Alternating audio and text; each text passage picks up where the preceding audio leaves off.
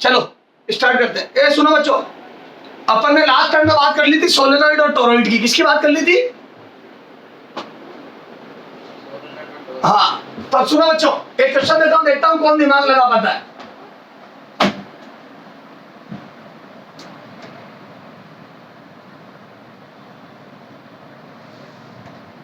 इसके ऊपर एक बैटरी लगाई मैंने। लो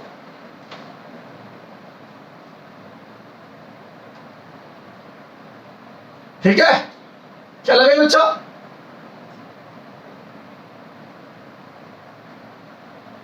बैटरी वी नॉट वोल्टेज की। ओके, और ये कॉपर वायर लिपटा हुआ है ना? हेलो, अरे समझ में आ रही है क्या बच्चों? अच्छा, इसमें मैग्नेटिक फील्ड अंदर की तरफ, यहाँ पे मैग्नेटिक फील्ड बी नॉट है पी पॉइंट पर। कितना है मैग्नेटिक फील्ड? B not. ठीक है, अब मैंने इसकी क्रॉस सेक्शनल रेडियस को आधा कर दिया।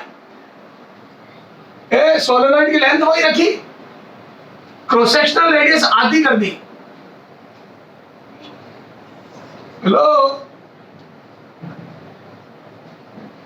और वही बैटरी लगा दी वी नॉट वोल्टेज की। ए सेम बैटरी अप्लाई कर दी, सेम लेंथ रखी, क्रॉस सेक्शनल रेडियस आधी कर दी r/2। कितनी कर दी बच्चों? क्रॉस सेक्शनल रेडियस r/2 कर दी। Hello, yes sir. और number of turns per unit length n same रखे, वायर भी वही रखा। ये copper wire same copper wire identical, बस number of turns per unit length से भी सेम रखे, n same, number of turns per unit length same, length same, wire same, बिल्कुल आइडेंटिकल वायर लपेटा, बैटरी का voltage V not same.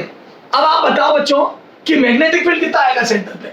B dash A, B dash is equal to B not B, B dash is equal to B not by 2 C, B dash is equal to 2 B not D, B dash बराबर 4 B not. बोलो नया magnetic field कितना आएगा? Wire वो का वही लपेटा, ditto same wire लपेटा हुआ है, बस रेडियस और लेंथ होगी वही सोलेनॉइड की, क्रॉस सेक्शनल रेडियस आधी कर दी और number of turns per unit length same रखे। बताओ उसमें टर्न्स बढ़ा या घटा है?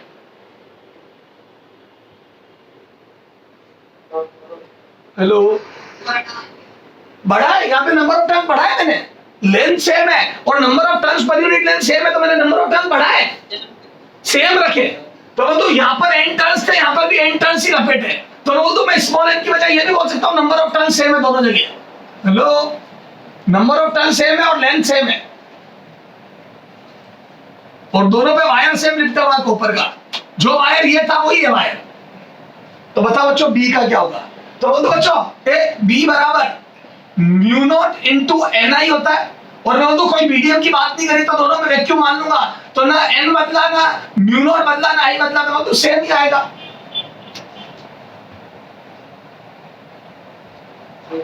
Yes sir. गलत है। No sir. क्यों नो सर?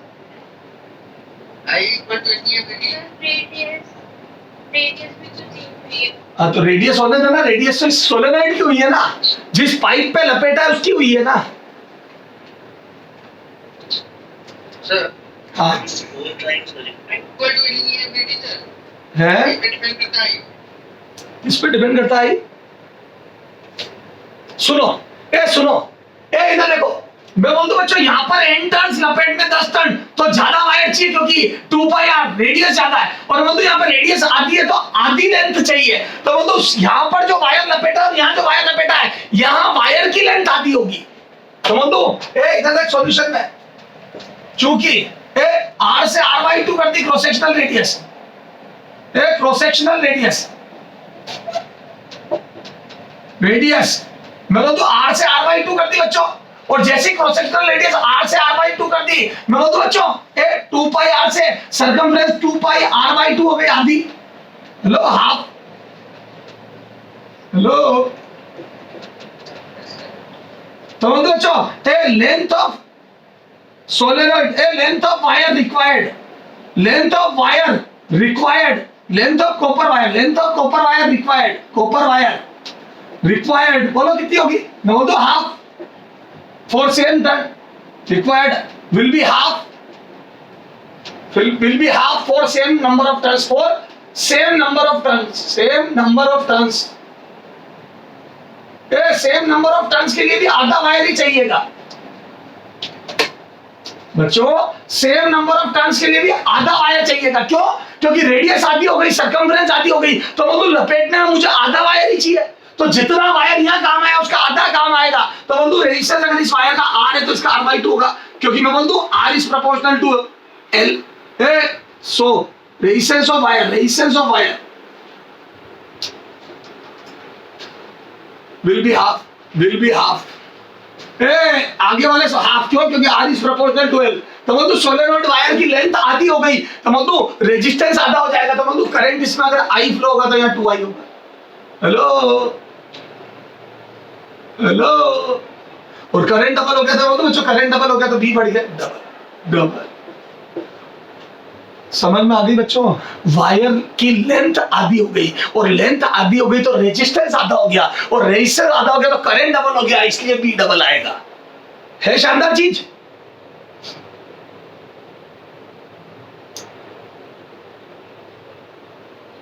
बोलो ना।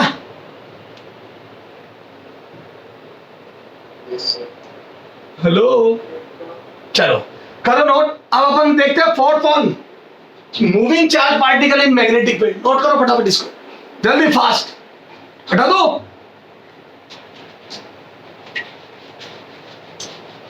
हाँ, force on moving charge particle in magnetic field. Magnetic field में जो मूविंग चार्ज पार्टिकल है उसमें फोर्स।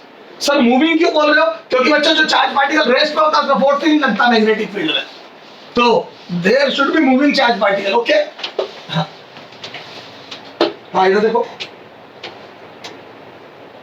मैग्नेटिक फोर्स और moving charge particle. Magnetic force on moving charge particle, moving charge particle. चला जाते, मैग्नेटिक फोर्स और मूविंग चार्ज पार्टिकल। इधर देखो बच्चों, इधर देखो, तो जो फोर्स है जैसे मैग्नेटिक फील्ड इन्वर्ट है, याद है इन्वर्ट बनाने का तरीका होता है, मैंने बताया था शायद आपको, बोलो।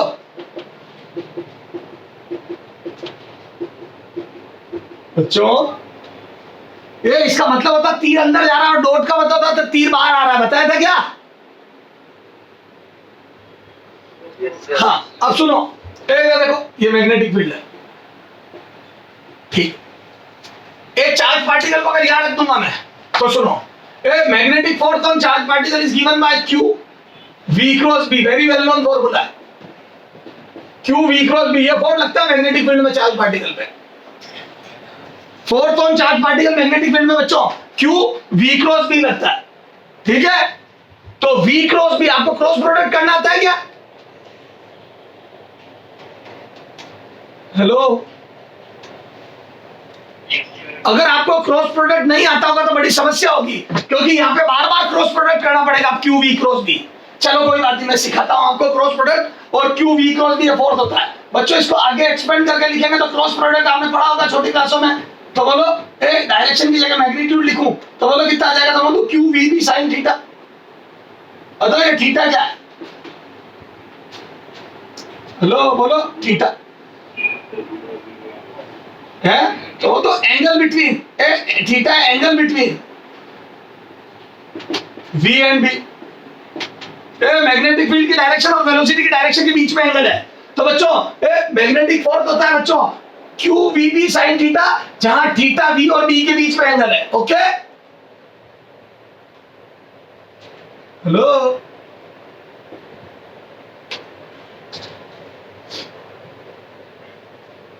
बोलो। अच्छा बता, फोर्स कब कब जीरो होगा? फॉर Fm बराबर zero.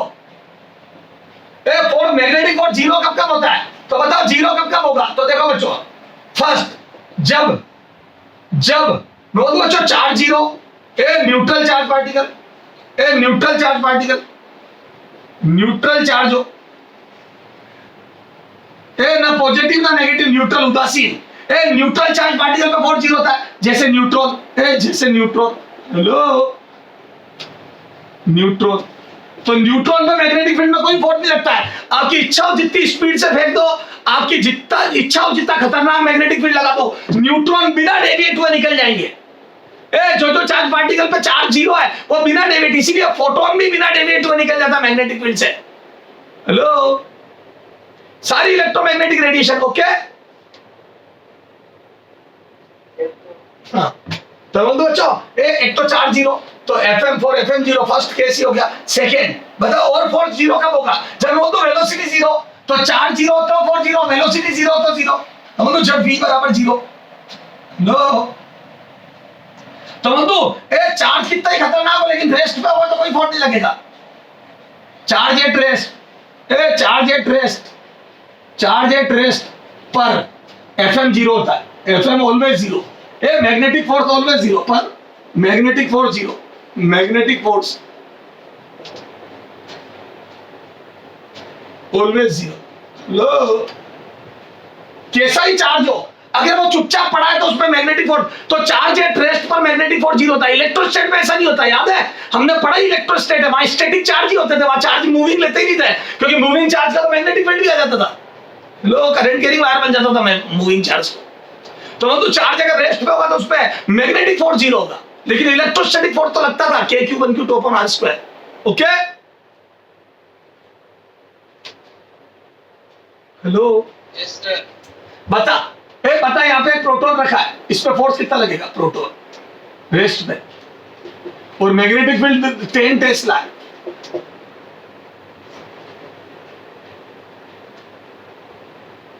Zero, there would be no force. क्यों? क्योंकि रेस्ट पे रखा है, तो चाहे कितना ही क्यू हो, चाहे कितना ही बी हो, लेकिन रेस्ट पे रखा है तो फोर्स जीरो होगा। ये कहना चाहता हूं मैं। ओके, तो चार्ज न्यूट्रल नहीं होना चाहिए, चार्ज रेस्ट पे नहीं होना चाहिए।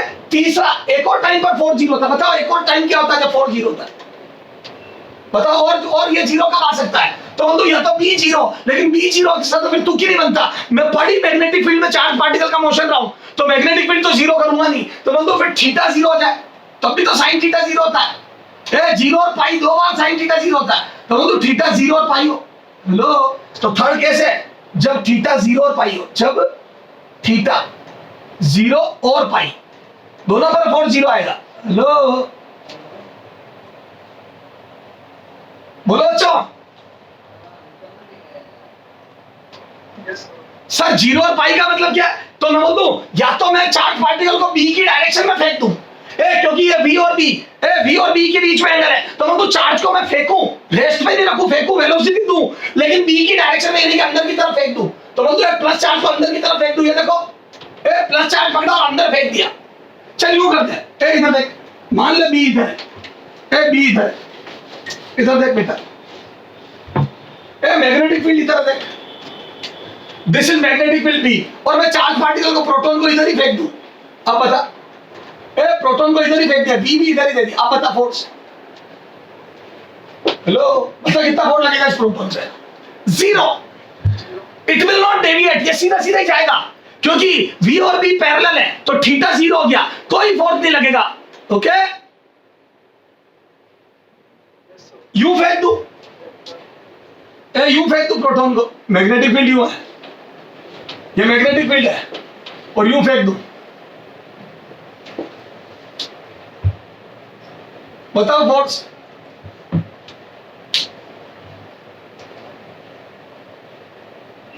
जीरो, क्योंकि ये 180 एंगल आ गया, देखो ये रहा बी और ये रहा, तो 180 एंगल आ गया, तो बोल तो फिर से फोर्स जीरो, तो बी उधर है और वेलोसिटी इधर है, तो फिर से 180 एंगल, तो 180 में भी जीरो। तो बोल तो पैरेलल और एंटी पैरेलल, मैग्नेटिक फील्ड के पैरेलल और एंटी पैरेलल फेंकने पर कोई फोर्स नहीं लगता। मैग्नेटिक फील्ड की डायरेक्शन में या उसके अपोजिट फेंकने पर चार्ज पार्टिकल पे कोई फोर्स नहीं लगता। ओके, तो ये वो बातें जब फोर्स नहीं लगता है। ओके सर, अच्छा एक क्वेश्चन करके बता, इस पे एक बेहतरीन क्वेश्चन पूछा हुआ एग्जाम में, ये सोलेनोइड है, इसमें करंट आई जा रहा है, यूं आ रहा है, चलो करंट,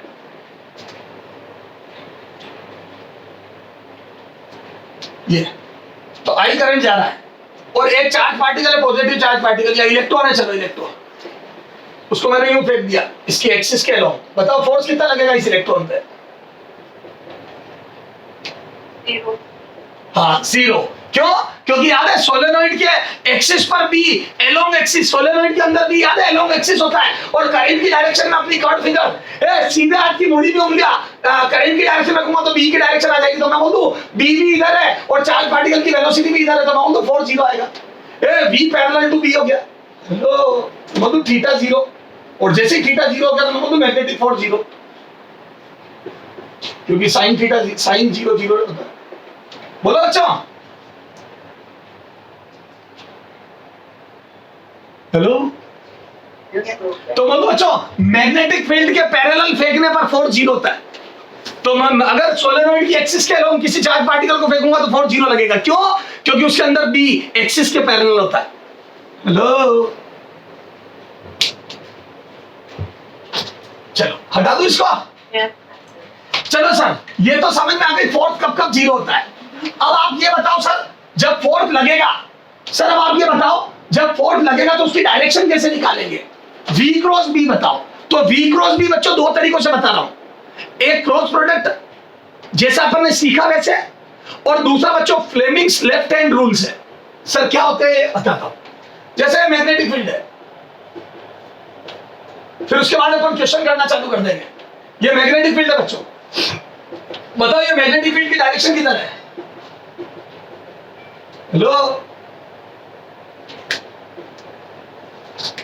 एक यूनिफॉर्म मैग्नेटिक फील्ड है, एक समान मैग्नेटिक फील्ड, इसकी डायरेक्शन किधर है बच्चों?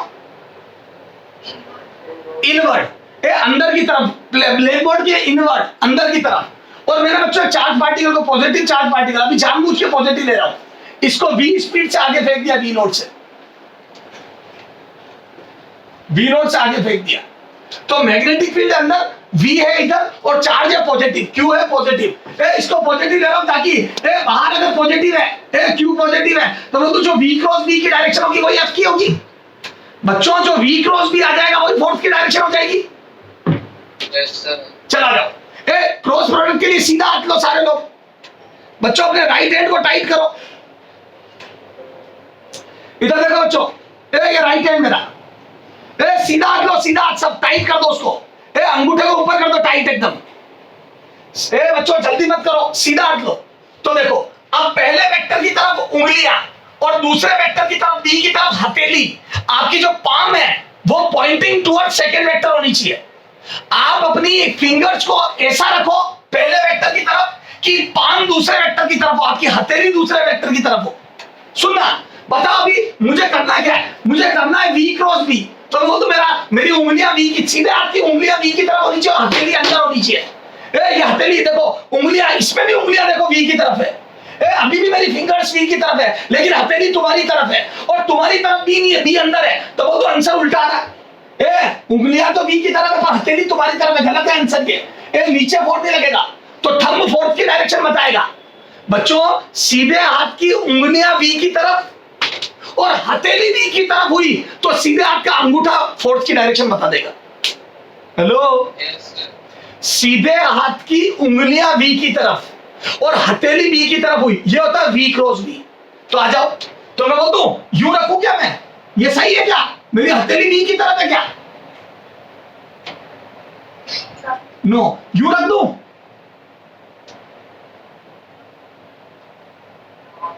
नो, हथेली नीचे, यूं रख दो, यूं। नो, इस बार हथेली ऊपर है तो यूं रख दो, यूं। हाँ, अब देखो हथेली मेरी ब्लैकबोर्ड की तरफ है, यानी कि अंदर की तरफ है, तो उंगलियां इधर, हथेली अंदर, तो ये फोर्स की डायरेक्शन आ गई। तो इसमें मैग्नेटिक फोर्स ऊपर लगेगा। हेलो,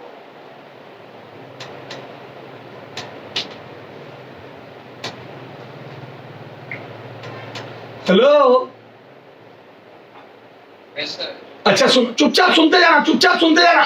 अच्छा, तो मैं बोलूं ये चार्ज पार्टिकल सीधा जाएगा, इस टाइप से जाएगा या इस टाइप से जाएगा?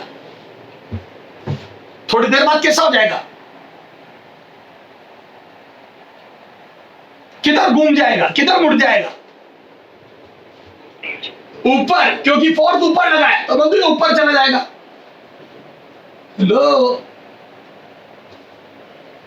तो बोल दो बच्चों, अब हमारे को थोड़ा थोड़ा पता पड़ने लगे फोर्स कितना लगेगा। ओके, अच्छा एक और बात देखो, मैं बोल दूं बच्चों जो फोर्स है, इधर देखो, वो हमेशा वी और बी के, देखो इधर देखो, अगर वी वेक्टर इधर है और बी वेक्टर इधर है, पेपर में बना रहा हूं दोनों को, भूल जाओ इनको।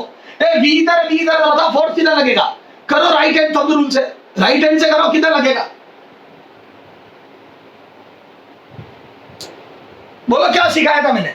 राइट हैंड को टाइट करो, फिंगर्स को वी की तरफ रखो, ये सही है क्या? हथेली सही है मेरी? Yes, sir. तो किधर रखूं? यूं?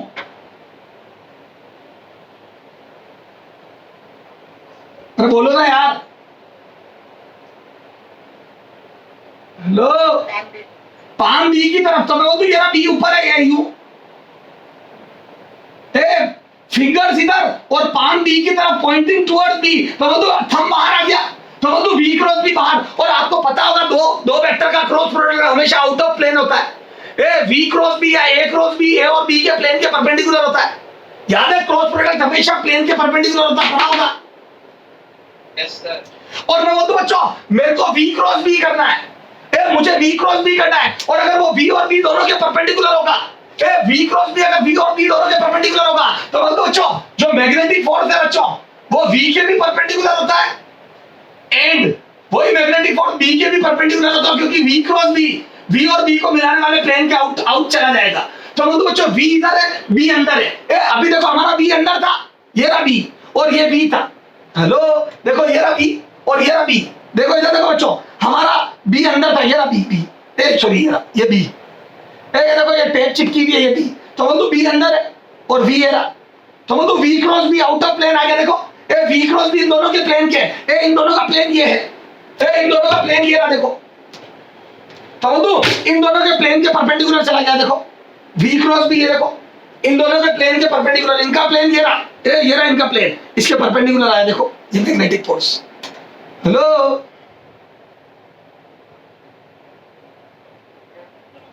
तो बच्चों सुनो, ये बहुत इंपॉर्टेंट बात है इसलिए बता रहा हूं, इसमें खूब क्वेश्चन आते हैं। तो बोलते बच्चों वी क्रॉस बी, मैं बोलूं ये वी क्रॉस बी ही फोर्स है, या तो ऊपर है या अगर बाहर माइनस होगा तो नीचे है, तो बोलूं वी क्रॉस बी पे फोर्स की डायरेक्शन डिपेंड करती है, और बोलूं ये वी क्रॉस बी हमेशा वी और बी के प्लेन के परपेंडिकुलर होगा, तो बोलूं मैग्नेटिक फोर्स हमेशा वी और बी के परपेंडिकुलर होता है।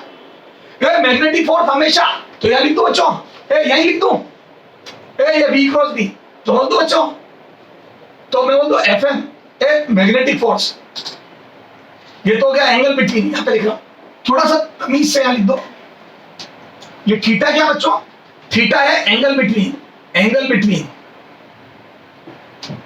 वी एंड बी, और बोल दो बच्चों एफ एम हमेशा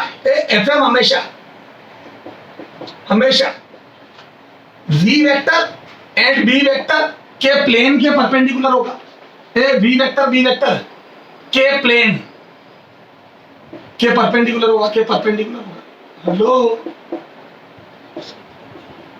बोलो बच्चों,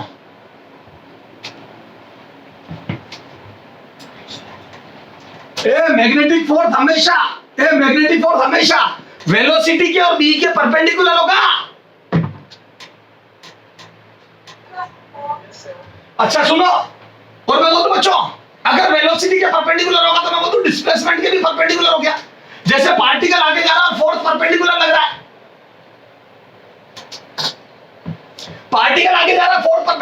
है, तो बताओ मैग्नेटिक फील्ड कभी वर्क करेगा क्या? परपेंडिकुलर फोर्स का वर्क डन कितना होता है? हेलो, डिस्प्लेसमेंट और फोर्स अगर परपेंडिकुलर होते तो वर्क डन कितना होता है बच्चों? 0। याद है W बराबर F डॉट S होता है, W बराबर F डॉट S होता है, तो बोलो अगर F और S परपेंडिकुलर है तो Fs cos थीटा 0 आएगा, cos 90, क्यों? क्योंकि अगर फोर्स और डिस्प्लेसमेंट यानी कि वेलोसिटी की डायरेक्शन में डिस्प्लेसमेंट होता है, तो अगर वेलोसिटी के परपेंडिकुलर फोर्स है तो डिस्प्लेसमेंट के भी परपेंडिकुलर हुआ, तो वर्क डन हमेशा 0 आता है। बेटा very very important, magnetic force कभी वर्क नहीं करता, मैग्नेटिक फील्ड की वजह से जो फोर्स लगता है चार्ज पार्टिकल पे वो कभी वर्क डन नहीं करता, क्योंकि वो फोर्स हमेशा वेलोसिटी के परपेंडिकुलर होता है। लो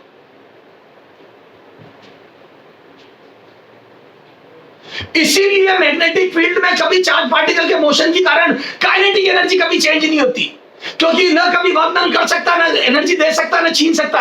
तो मैग्नेटिक फील्ड कभी वर्क करता ही नहीं है, मैग्नेटिक फोर्स कभी वर्क करता ही नहीं है, इसीलिए वर्क डन जीरो होता, काइनेटिक एनर्जी कभी चेंज नहीं होती। Okay, hello hello, Yes. तो मैं यहां पे लिख दूं बच्चों, ए सुनो, यहां लिख दूं, इधर देखो, अब इसको साफ सुथरे अक्षरों में लिख रहा हूं और मैं तेरे को एक रिजल्ट दे रहा हूं, वो तेरे को ध्यान होना चाहिए। ए सुनो, Fm is always perpendicular to plane containing V and B। वो प्लेन जिसके अंदर V और B है उसके परपेंडिकुलर होता है। Hence magnetic force Fm will always be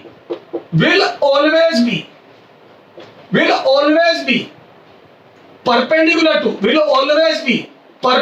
to both V and B। ये मैग्नेटिक फील्ड के भी परपेंडिकुलर होगा और मैग्नेटिक फील्ड के भी परपेंडिकुलर होगा, मैग्नेटिक फोर्स और वेलोसिटी के भी परपेंडिकुलर होगा। इसीलिए hence Fm is perpendicular to displacement of charge।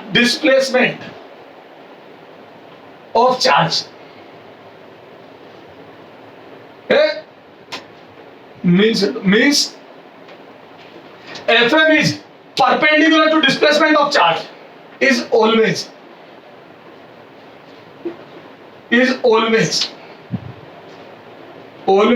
perpendicular to displacement of charge। तो मैं बोल दूं hence work done by ये लिख दो, that's why work done W by magnetic force W by Fm is always zero। Magnetic force कभी work ही नहीं करता, ऑलवेज जीरो, बिग जीरो, कभी वर्क नहीं करता। वेरी इंपॉर्टेंट, मैग्नेटिक फोर्स कभी जिंदगी में वर्क कर ही नहीं सकता, क्योंकि इसका नेचर ही ऐसा होता है कि ये V के परपेंडिकुलर होता है। तो मैग्नेटिक फोर्स द्वारा वर्क डन हमेशा जीरो होता है। ओके, हेलो,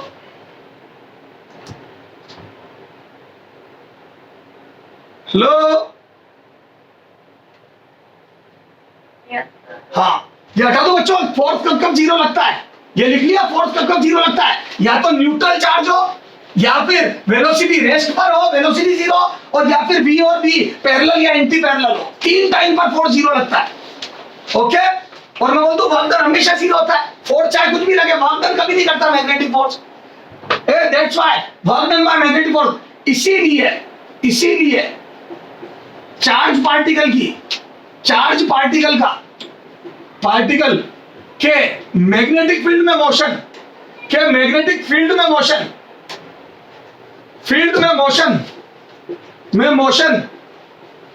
के कारण उसकी काइनेटिक एनर्जी कभी नहीं बदलती। कैसा ही मोशन हो, चाहे हेलिकल हो, चाहे सर्कुलर हो, कुछ भी हो, काइनेटिक एनर्जी कभी नहीं बदलती।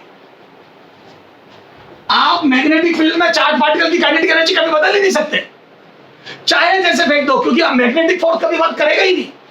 ओके,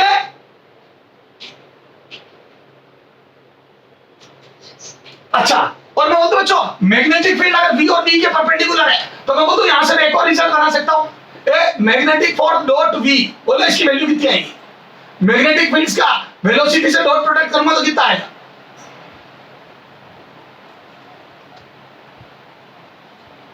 हेलो, बोलो ना बच्चों, 11th क्लास में पापा प्रिंसिपल थे क्या? तो कुछ नहीं आता 11th का। मैग्नेटिक फील्ड और V परपेंडिकुलर, तो डॉट प्रोडक्ट कितना आएगा? जीरो, क्योंकि दो वेक्टर परपेंडिकुलर होते हैं तो डॉट प्रोडक्ट जीरो होता है। हाँ, अगर Fm वर्सेस डॉट B करूंगा तो, मैग्नेटिक फील्ड से डॉट करूंगा तो, बोलो। हाँ, इस पे खूब क्वेश्चन आते हैं। तो मैं सोचो, मैग्नेटिक फोर्स वेलोसिटी के भी परपेंडिकुलर होता है, मैग्नेटिक फील्ड के भी परपेंडिकुलर होता है, तो दोनों से डॉट प्रोडक्ट जीरो होता है। ओके,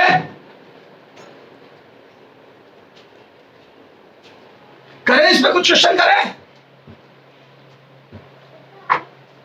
हेलो, चला जाओ, कुछ क्वेश्चन करते हैं। कुछ क्वेश्चन करते देखते हैं ये चीजें जो पढ़ी वो कैसे काम आती है। जो चीजें अभी पढ़ी वो देखते हैं कैसे काम आती है। एक बार ट्राई करते हैं।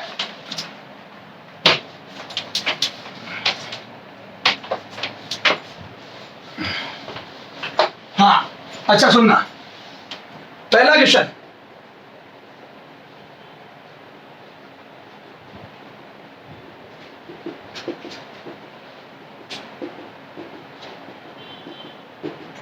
हाँ, यहां से मैंने बच्चों 4 पार्टिकल फेंके। एक सीधा गया, उसका नाम बंद दे दिया मैंने। फेंके यहां से, सब सेम स्पीड से फेंके। बन, एक यूं गया, इसको दे दिया 2, और एक गया यूं 3। This is 2, this is 3, this is 1। Proton, neutron and electron, ये अल्फा करते। प्रोटॉन न्यूट्रॉन को अल्फा पार्टिकल को सेम स्पीड v से प्रोजेक्ट करा, सेम स्पीड v से प्रोजेक्ट करा,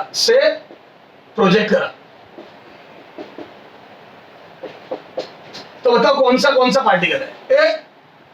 प्रोटॉन, न्यूट्रॉन और अल्फा पार्टिकल, 3 पार्टिकल थे। Proton, neutron and alpha particle, तीनों को प्रोजेक्ट करा v स्पीड से। तो कौन से पार्टिकल है ये? 1, 2 और 3, बताना कौन सा है ये v नोट से?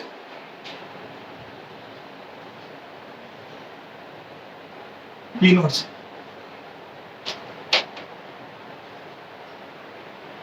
बोलो बच्चों, कौन सा पार्टिकल कौन सा है? सोचो।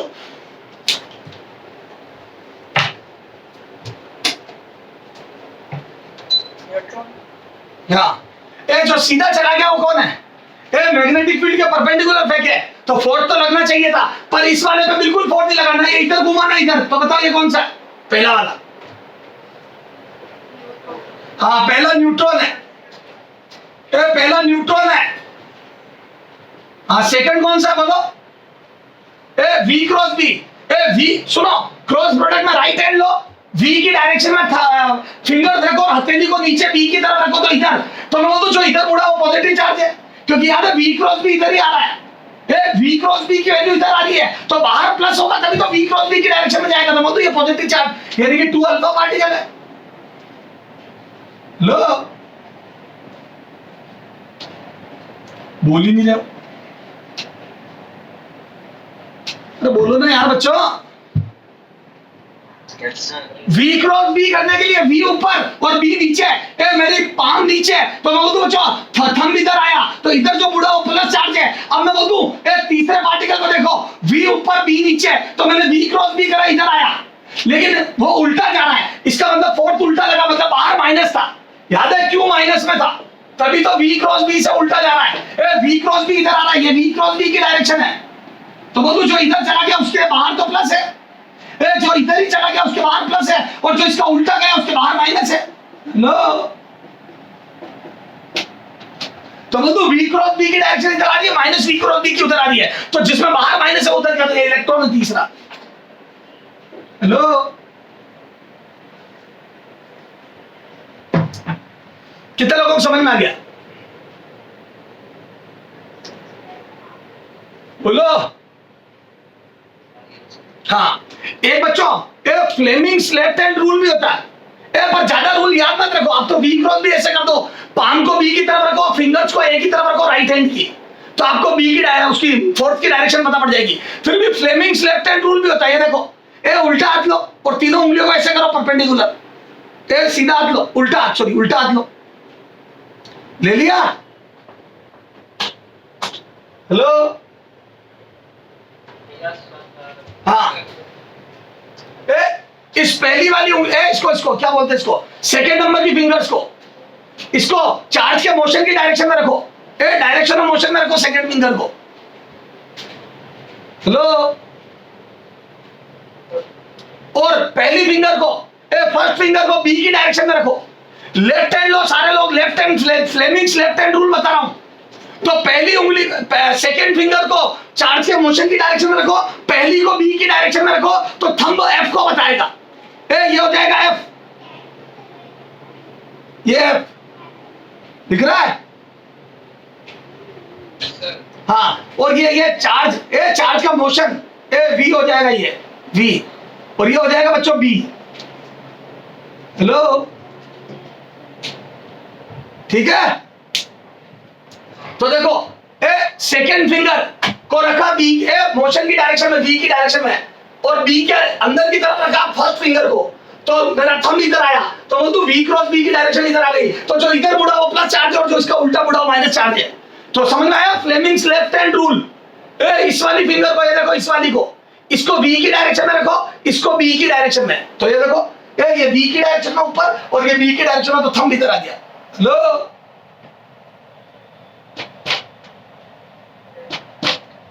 खत्म बेटा, चाहो जैसे करो। अभी यार वी क्रॉस बी तो आपको करना आना चाहिए ना। ओके, अब आता है तो ठीक, नहीं तो छोड़ दो। ठीक है सर। अब सुनना बच्चों, मैंने मैग्नेटिक फील्ड में फेंका इसको, ठीक है। जो सीधा चला गया वो तो हो गया कौन, न्यूट्रॉन। जो सीधा चला गया वो तो हो गया न्यूट्रॉन, और जो इधर चला गया वो हो गया बच्चों अल्फा पार्टिकल, और जो उधर चला गया वो हो गया इलेक्ट्रॉन। ये इलेक्ट्रॉन, ये न्यूट्रॉन और ये प्रोटॉन। ओके, अच्छा बेटा एक बात बता, यहां पर स्पीड वी नॉट है तीनों की, तो बता इसकी स्पीड कितनी होगी थोड़ी देर बाद, यहां इस जगह पर स्पीड कितनी हो जाएगी? इलेक्ट्रॉन की स्पीड बताइए, V dash greater than V not होगी या लेस देन वी नॉट?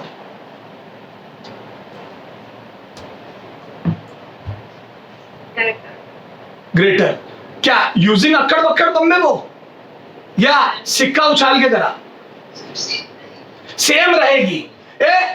तुक्के मत मारो या बैठे बैठे, मैं तो सेम रहेगी। क्यों? क्योंकि वी नॉट स्पीड से फेंका था तो सबकी स्पीड वी नॉट ही रहेगी, चेंज हो ही नहीं सकती। मैग्नेटिक फील्ड कभी फर्क करता ही नहीं है।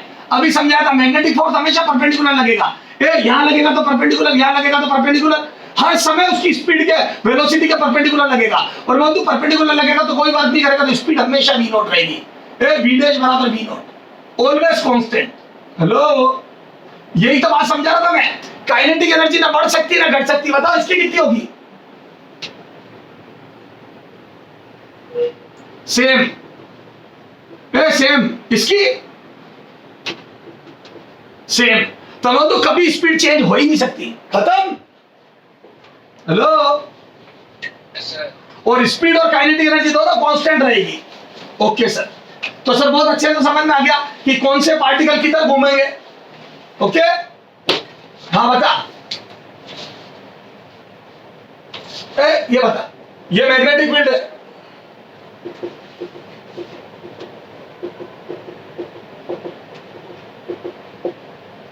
हाँ, एक चार्ज पार्टिकल यूं गया और वो जैसे ही आया वो यूं घूम गया। पता कौन सा चार्ज है, पॉजिटिव, नेगेटिव या न्यूट्रल?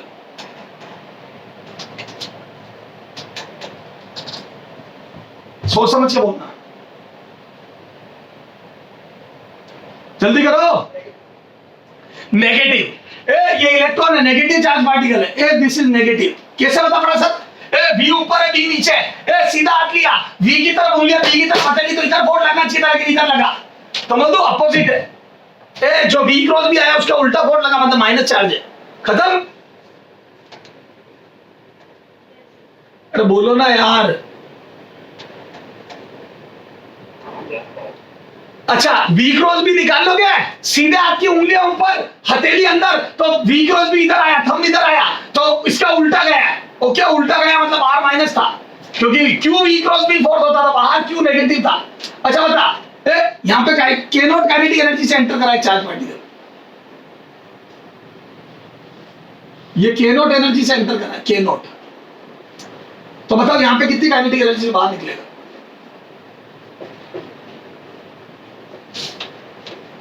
ग्रेटर देन के नॉट या लेस देन के नॉट? इक्वल टू के नॉट। क्यों?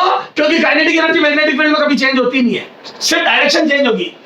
सिर्फ मैग्नेटिक फोर्स परपेंडिकुलर लगना कि इसकी डायरेक्शन बदलता रहेगा। जो यूं जा रहा था उसको यूं घुमा दिया, फिर यूं जा रहा था इसको यूं घुमा के, इधर से तो के नॉट से ही बाहर निकलेगा। हेलो, ऐसे क्वेश्चन बनते हैं। वो बोलेगा 10 जूल्स की काइनेटिक एनर्जी से एंटर करता मैग्नेटिक फील्ड में, तो मैग्नेटिक फील्ड से बाहर निकलते वक्त काइनेटिक एनर्जी 10 जूल। खत्म। Yes, sir. चलो, तो सर बहुत अच्छे से समझ में आ गया कि कौन सा चार्ज किधर घूमेगा, क्या होगा, कब फोर्स लगते हैं कब नहीं लगते हैं। ठीक है, एक क्वेश्चन दे रहा हूं बच्चों, इधर देखो, इधर देखो। if magnetic force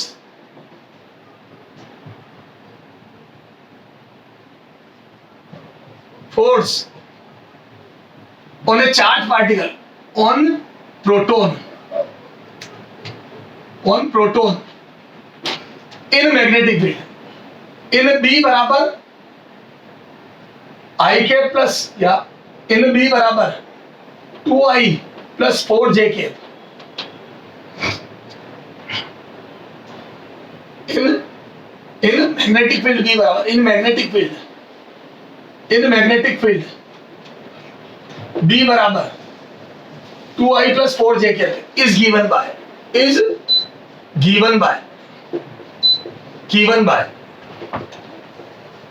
FM बराबर 8x I के माइनस या 8I के माइनस 2x J के देन x बराबर करो।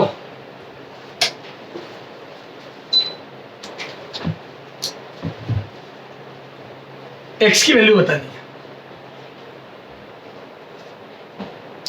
ये मैग्नेटिक फील्ड की वैल्यू और ये मैग्नेटिक फोर्स की वैल्यू चार्ज पार्टिकल पे प्रोटॉन पे, तो आपको x बताना।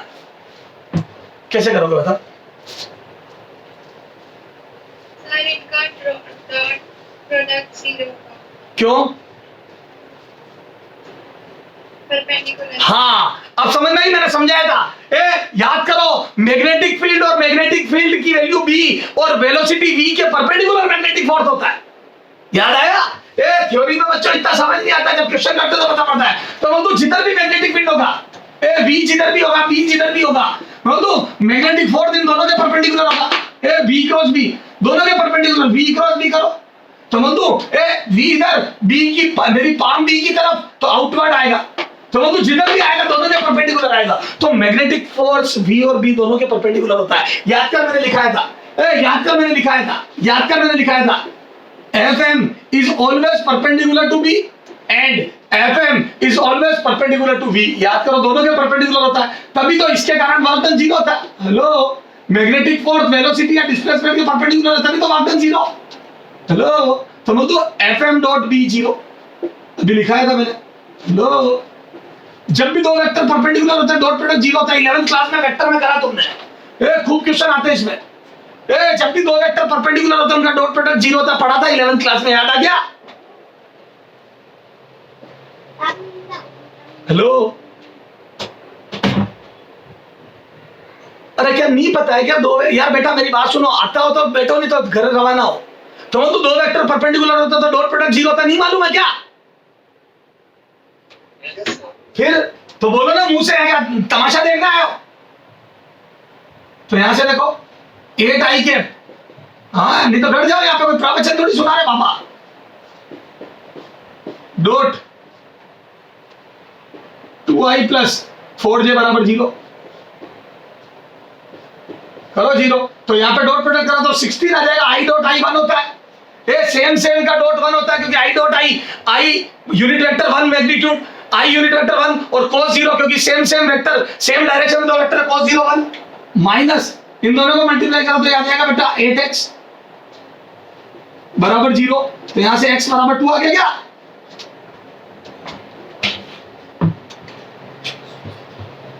हेलो,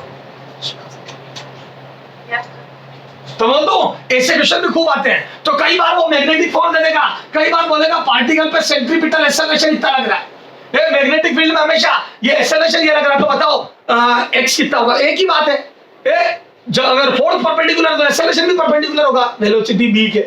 ओके, चलो, तो सर समझ में आ गया? करो, ये नोट करो, बहुत अच्छा क्वेश्चन, स्टार मार्क कर लेना। ऐसे क्वेश्चन खूब आते हैं। तो इसमें इनडायरेक्ट इंफॉर्मेशन छिपी हुई है। पता होना चाहिए मैग्नेटिक फोर्स, मैग्नेटिक फील्ड और वी दोनों के परपेंडिकुलर होता है। ओके, लो चलो आगे चलते हैं। हटा दो इसको। चलो अब आगे बात करते हैं बच्चों। अब देखो एक चार्ज पार्टिकल पे कब फोर्स लगता है कब नहीं लगता है, क्या वर्क डन होता है, सब तो पढ़ लिया। अब अपन पढ़ते हैं फोर्स लगने पर मोशन कैसे होते हैं चार्ज पार्टिकल के। तो आ जाओ एक मोशन देखते हैं। तो मैग्नेटिक फील्ड के परपेंडिकुलर अगर पार्टिकल जाता है तो कैसा मोशन होता है, और किसी एंगल पे जाता है तो कैसा होता है। तो लिखो motion of charge, motion of charge perpendicular to V, motion of charge perpendicular to magnetic field. अगर मैग्नेटिक फील्ड के परपेंडिकुलर चार्ज मूव करता है तो उसका मोशन कैसा होता है ये देखते हैं। सुनना बच्चों, ये देख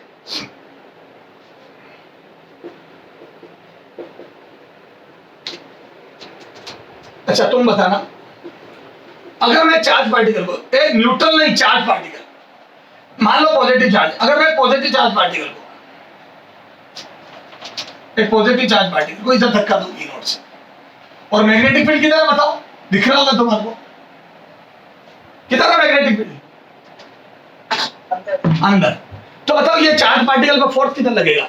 करो palm right hand thumb rule से, पाम को अंदर रखो, राइट हैंड की कर्ड फिंगर, राइट हैंड की स्ट्रेट फिंगर्स को वी की तरफ रखो, पाम को अंदर की तरफ रखो, थंब किधर आ रहा है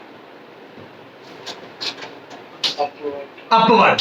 तो उस पर एक मैग्नेटिक फोर्स ऊपर की तरफ लगेगा, और वो जैसे मैग्नेटिक फोर्स परपेंडिकुलर लगता है, याद है जब फोर्स परपेंडिकुलर लगता है वो डायरेक्शन चेंज करता है, लेकिन कभी काइनेटिक एनर्जी कम ज्यादा नहीं करता। तो सही बात है, ये फोर्स परपेंडिकुलर लग रहा है, ये कभी भी वेलोसिटी को कम ज्यादा एक्सेलरेट नहीं करेगा, ये डायरेक्शन चेंज करेगा। तो बोलूं अगले इंस्टेंट पे चार्ज पार्टिकल यू की बजाय यू जाने लगेगा, और मैं बोलूं जैसे ही यू जाने लगेगा तो बोलूं फिर से मैग्नेटिक फोर्स इसके परपेंडिकुलर लग के यू लगेगा, लो, और बोलूं जैसे ही मैग्नेटिक फोर्स फिर से यू लगेगा तो बोलूं फिर से डायरेक्शन चेंज करेगा, और बोलूं फिर से डायरेक्शन चेंज करेगा बच्चों तो फिर से यू हो जाएगा, और फिर से जैसे ही हो जाएगा तो फिर से देखो मैग्नेटिक फोर्स परपेंडिकुलर लगेगा, तो फिर से मैग्नेटिक फोर्स परपेंडिकुलर लगेगा तो फिर से डायरेक्शन चेंज करेगा। तो मैग्नेटिक फोर्स बार बार डायरेक्शन चेंज करेगा, और मैग्नेटिक फोर्स बार बार परपेंडिकुलर लगेगा, सर्कुलर मोशन होगा। हेलो चलो पहले सर्कल बना के दिखाता हूं, देखो नहीं तो ये इससे, हाँ इधर देखो, तो ये चार्ज पार्टिकल को धक्का दिया अपन ने, तो बच्चों ऐसा मोशन होगा।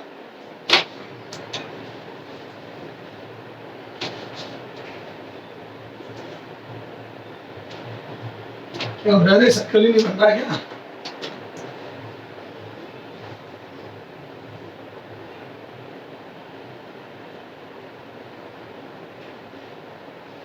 ये प्लस है, ये नीरो डिस्प्ले बोलो।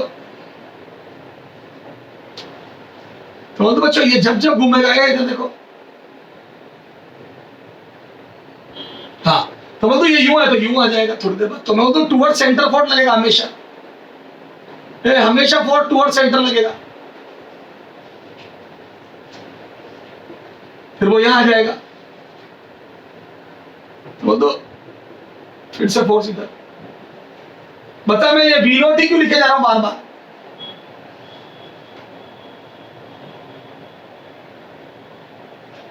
बोलो।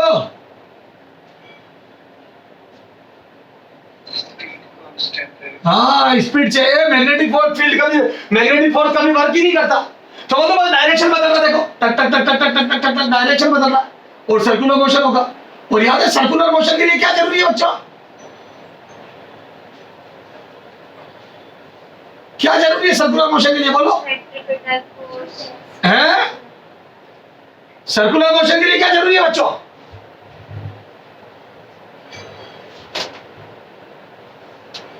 बोलो। हाँ सेंटीमीटर फोर्स बराबर सेंट्रीफ्यूगल फोर्स, तो बोल दो फॉर सर्कुलर मोशन, इधर देखो फॉर सर्कुलर मोशन। तो ये बात है फोर्स परपेंडिकुलर लगता तो सर्कुलर मोशन है, फॉर सर्कुलर मोशन बोल दो सेंट्रीपिटल फोर्स बराबर सेंट्रीफ्यूगल फोर्स, और बोल दो सेंट्रीपिटल हो जाएगा बच्चों अंदर की तरफ आना, तो बोल दो अंदर की तरफ मैग्नेटिक फोर्स है, और मैग्नेटिक फोर्स हो जाएगा ये, और बाहर की तरफ हो जाएगा centrifugal force mv² bye r। याद है अगर v स्पीड से कोई चार्ज पार्टिकल घूमता है, ये v0 कांस्टेंट है, तो mv स्क्वायर बाय r बाहर की तरफ फोल्ड लगेगा, जहां r इस सर्कल की रेडियस हो गई। हेलो, जहां r इस सर्कल की रेडियस हो गई बच्चों। तो बंधु अगर कभी चार्ज पार्टिकल को मैग्नेटिक फील्ड के परपेंडिकुलर फेंकते हैं तो वो सर्कुलर मोशन करता है। अब यहाँ पे QVB लिख दो इसको, QVB। Hello, QVB। तो बंधु ये आ जाएगा mv स्क्वायर बाय r। और बंधु बच्चों यहाँ से v से भी गया, और जैसे ही v से भी गया एक, तो बंधु r बराबर आ जाएगा बच्चों mv अपॉन qb। तो mv अपॉन qb रेडियस होती है सर्कल की, आपको बहुत अच्छे से पता है। कभी भी चार्ज पार्टिकल को मैग्नेटिक फील्ड के परपेंडिकुलर फेंकते तो वो सर्कुलर मोशन करता है, और उस सर्कुलर मोशन की रेडियस r बराबर mv अपॉन qb होती है। इस फॉर्मूले को अपन चाहे जैसे यूज करते हैं, मतलब जब जैसी जरूरत होती है वैसे मैनिपुलेट करते रहते हैं। सर कैसे बताओ थोड़ा सा। ये देखो ये रेडियस, अब इसी को मैं इस mv को मोमेंटम भी लिख देता हूं, तो ये मोमेंटम की टर्म्स में आ जाएगा p upon qb, where p is momentum. Okay, तो कई बार पार्टिकल का मोमेंटम ही दे दिया होता है। अच्छा, फिर मोमेंटम को √2m के लिख सकते हैं। पता है क्या मोमेंटम और काइनेटिक एनर्जी में रिलेशन? लो, Yes, sir. तो यूं भी लिख सकते हैं। बोलो बच्चों। तो रेडियस का फॉर्मूला √2m के अपॉन qb भी होता है, where k is kinetic energy of particle, p is momentum of particle. Okay, hello बेटा, आपको नहीं पता है क्या मोमेंटम बराबर mv होता है और काइनेटिक एनर्जी बराबर हाफ mv स्क्वायर होती है। अब अपने को वेलोसिटी एलिमिनेट करनी होती है, तो यहां से v की वैल्यू p बाई m, या एक काम करो यहां स्क्वायर कर दो दोनों तरफ और फिर डिवाइड कर दो, तो यहां से याद है p square by k, p square by k। यहां से देखो ये m से एक m कट गया, v स्क्वायर से v स्क्वायर कट गया, और वो तो बच्चों 2m आ जाता है। तो यहां से देखो, यहां से बच्चों p बराबर √2m क्या आता है ना, ये पढ़ा होगा ना मैकेनिक्स में। और यहां से याद है k बराबर p स्क्वायर अपॉन 2m भी आता है, काइनेटिक एनर्जी बराबर p स्क्वायर अपॉन 2m। तो मोमेंटम और काइनेटिक एनर्जी में रिलेशन पता होना चाहिए आपको। तो मैंने p की जगह √2m के लिख दिया। ये मैंने डी ब्रोगली में भी तो बताया था आपको, याद करो। डी ब्रोगली वेवलेंथ लैम्डा बराबर h अपॉन mv, फिर mv को p लिखा था, फिर p को √2m के लिखा था, याद करो। Yes, sir. तो डिट्टो वही चीजें तो है। अच्छा, और बताओ बच्चों इसको, सर बाकी सब बड़ी, अरे वो वाला और बताओ, नहीं पूछ रहा हूं मैं, बताओ इसमें आगे क्या कर सकते हैं। तो बोल दो √2m qb, अगर v वोल्टेज से एक्सेलरेट करा के लाया हूं चार्ज को, तो 2m qb kinetic energy q into v भी तो होता है, potential difference v potential difference है। बोलो लो, तो डिफरेंट डिफरेंट फॉर्मूले बन गए, जब जिसकी जरूरत पड़ेगी काम में लूंगा, ज्यादातर इसी की पड़ती है। लो, Yes, sir. अच्छा, अगर वो सर्कुलर मोशन कर रहा है तो एक राउंड कंप्लीट करने में भी कुछ टाइम लगाएगा, और एक राउंड कंप्लीट करने में जो टाइम लगता है उसको टाइम पीरियड बोलते हैं। बताओ टाइम पीरियड कितना आएगा। तो बोलो बच्चों, एक टाइम पीरियड, ये तो हो गया radius for circular motion this, तो रेडियस आ गई। टाइम पीरियड बोलो कितना आएगा टाइम पीरियड, तो बोलो कैसे निकालो टाइम पीरियड t। तो बोलो बच्चों t बराबर डिस्टेंस अपॉन स्पीड, टाइम कितना लगेगा डिस्टेंस अपॉन स्पीड। और बोलो एक राउंड कंप्लीट करने में कितना डिस्टेंस है, एक राउंड कंप्लीट करने में कितनी डिस्टेंस चलेगा, तो टाइम पीरियड में 2 पाई r चलेगा। याद है, पूरा सर्कल कंप्लीट कर लेगा तब एक राउंड कंप्लीट होगा। तो बोलो एक राउंड कंप्लीट करने में 2 पाई r डिस्टेंस चलेगा अपॉन स्पीड v। r की वैल्यू रखो, तो बोलो r की वैल्यू कितनी आ जाएगी। तो बोलो रेडियस की वैल्यू बोलो, तो 2 पाई r की value mv upon qb upon v, v से भी गया, तो मतलब 2 पाई m अपॉन qb आ गया। ये टाइम पीरियड लो, नो तो देखो रेडियस तो v के प्रोपोर्शनल है। देखो यहाँ r तो v के प्रोपोर्शनल है बच्चों, जितनी ज्यादा स्पीड से पार्टिकल को फेंकोगे उतनी बड़ी रेडियस का सर्कल होगा। हेलो, रेडियस तो v के प्रोपोर्शनल है, जितनी ज्यादा स्पीड से फेंकोगे उतना बड़ा सर्कल। देखो आप स्पीड v0 की जगह 2v0 से फेंक दो तो डबल रेडियस का सर्कल होगा। हेलो, बोलो बच्चों, जितनी तेज स्पीड उतना बड़ा सर्कल, समझ लो डबल रेडियस का सर्कल कंप्लीट करेगा अगर स्पीड डबल कर दी तो। बोलो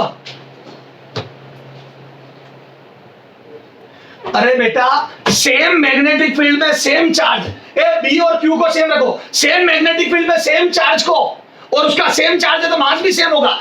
एक सेम मैग्नेटिक फील्ड में दो प्रोटॉन ले लो तो प्रोटॉन का मास और चार्ज सेम हो गया, और मैग्नेटिक फील्ड सेम है ही सही। अगर एक को 10 मीटर पर सेकंड से फेंकोगे और एक को 20 मीटर पर सेकंड से, तो 20 वाले की रेडियस डबल होगी, ये कहना चाहता हूं। 10 वाले की जो रेडियस आएगी 20 वाले की उसकी डबल आएगी। लो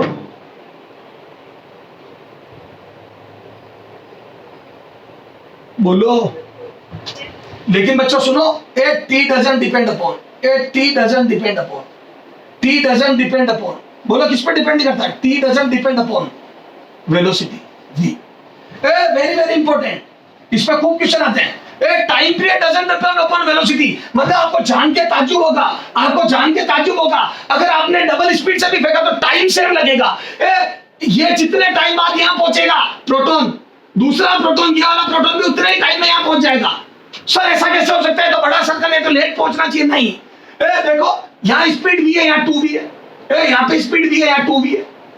तो बच्चों यहाँ पर स्पीड v है, यहाँ 2v है, और इसकी रेडियस r है, इसकी 2r है। तो डबल रेडियस का सर्कल, तो ये 2πr चलेगा, वो 4πr चलेगा। तो डबल रेडियस का सर्कल है, यानी कि डबल डिस्टेंस और डबल स्पीड से चलेगा तो सेम टाइम ही तो लगेगा। स्पीड डबल और सर्कल की रेडियस डबल, तो डबल दूरी डबल स्पीड से चलेगा तो सेम टाइम लगेगा।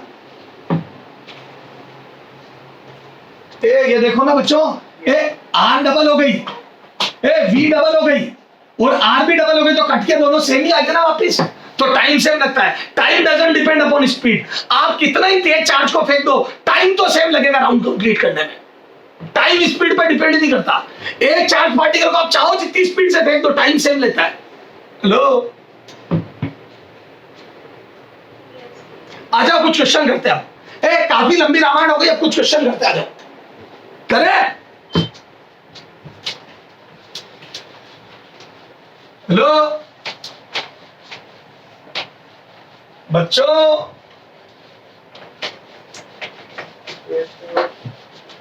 हाँ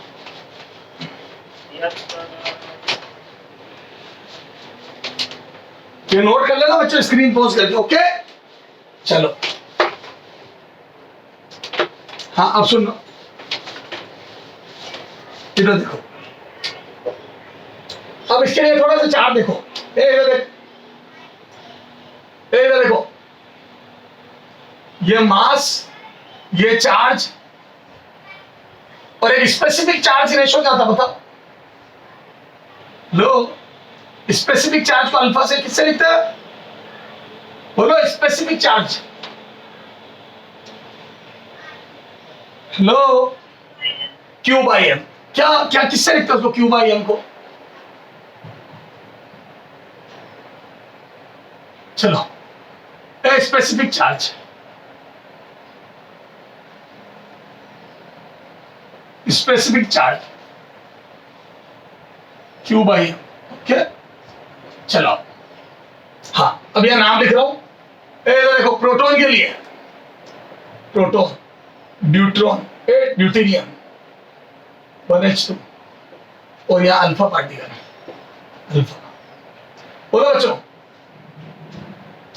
प्रोटॉन के लिए मास m और चार्ज q, तो यहां बताओ ड्यूटेरियम के लिए मास 2m चार्ज q, और इसके लिए अल्फा पार्टिकल के लिए मास 4m और चार्ज 2q। ये पता है क्या आपको?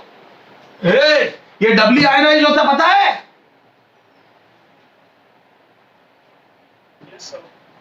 तो बोल दो बच्चों, चाहे m बाई क्यू का रेशो देखो, q by m, q by m होता है, m बाई q होता है। हेलो, स्पेसिफिक चार्ज है, हाँ तो q बाई m, तो यहां पे बोल दो q बाई m, ये आया q बाई m, इसको x बोल दो, तो बताओ ये कितना आएगा? तो बोल दो ये x by 2, q by m, तो यहाँ पे q बाई m आएगा, यहाँ q बाई 2m आएगा, और यहाँ पे 2q बाई 4m, ये भी x बाई 2 आएगा। बोलो, तो बोल दो प्रोटॉन का जो स्पेसिफिक चार्ज होता है ड्यूट्रॉन और अल्फा पार्टिकल का उसका आधा होता है। हेलो,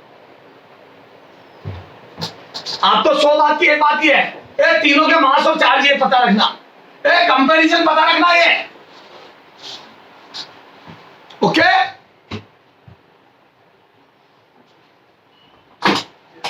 चला जाओ, ये इधर देखो, if two proton are projected with speed v0 and 3v0 in v0 and 3v0 perpendicular to uniform magnetic field, uniform magnetic field B, v0 na, then ratio of their speed, their radius R1 is to R2. बताओ उनकी जो circular motion होगा उनकी radius का ratio बताओ। अगर speed v0 और 3v0 और दोनों प्रोटॉन है तो बोलो, तो बोलो बच्चों R1 is to R2, बोलो क्या क्या है उसमें, mv1 upon qb is to mv2 upon qb। बोल दो ना, मेरा b बदला ना m बदला ना q बदला, बोलो, क्योंकि प्रोटॉन पार्टिकल सेम और मैग्नेटिक फील्ड सेम है। ओके बच्चों, हेलो, बोलो तो बच्चों, ना चार्ज पार्टिकल बदला है ना मैग्नेटिक फील्ड बदला, तो मैंने m q और b सेम रखा। देखो ये दोनों प्रोटॉन है तो m सेम q सेम, और मैग्नेटिक फील्ड यूनिफॉर्म है तो दोनों को उसी में फेंका तो b सेम। बोलो तो बदली है तो वेलोसिटी बदली है, तो बोलो कितना आ जाएगा, तो बोलो तो बच्चों ये r1 is to r2 is equal to v0 is to 3v0 आ जाएगा, दोनों की वेलोसिटी अलग अलग है, और बोलो तो जिसकी वेलोसिटी 3 गुनी उसकी रेडियस 3 गुना होगी। ये तो मैं डायरेक्ट इतनी रामायण गाने की जरूरत ही नहीं थी, बोलो तो वेलोसिटी के प्रोपोर्शनल होती है, तो वेलोसिटी 3 गुना तो रेशो 1:3 आएगा, खत्म।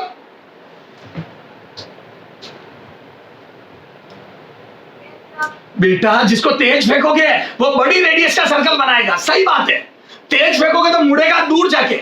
ओके, हेलो,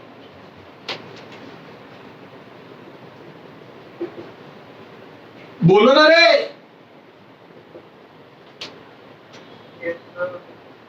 टाइम पीरियड का रेशो बताओ।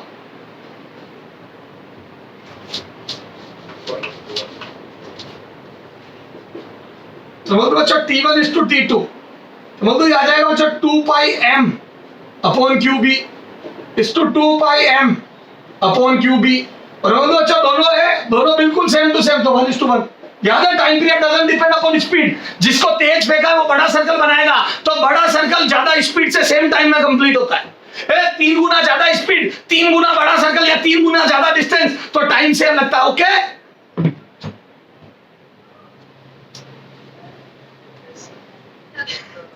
ओके, चला क्या है? सर हमारा तो केमिस्ट्री की क्लास है। मैंने कितनी बजे तक रखी थी?